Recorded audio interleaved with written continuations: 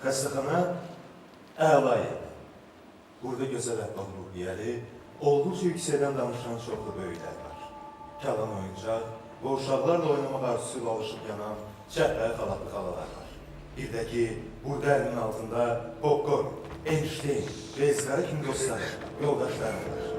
Bir sözlə, əgər sən ürəyə yatan xəstəsənsə, xəstəxana əla yeri. Əsl ləzzət.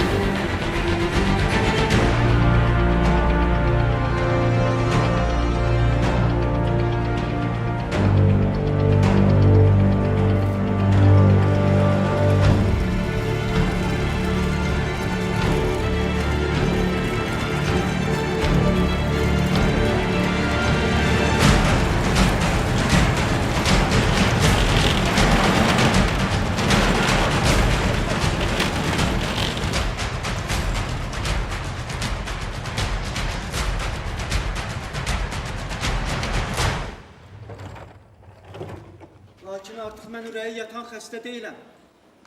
Əməliyyat eləyib,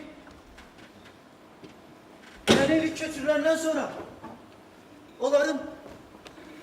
onların ürəyincə olmadığımı hiss edirəm. Bu gün səhər həkim Lissolov məni müayinə edən zaman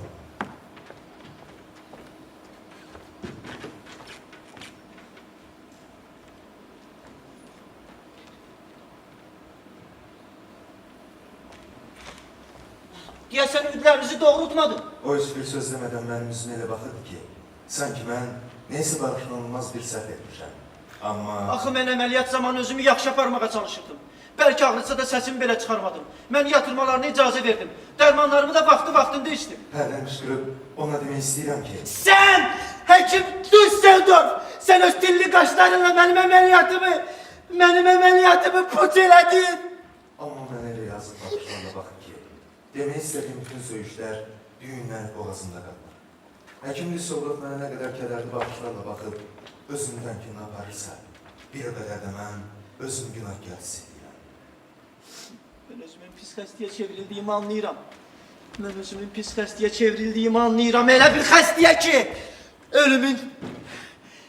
Elə bir xəstəyə ki, tibbin əla bir şey olduğuna inanmağa mənə mane olur. Yəqin ki, həkimlərin fikirləri yolxucudur.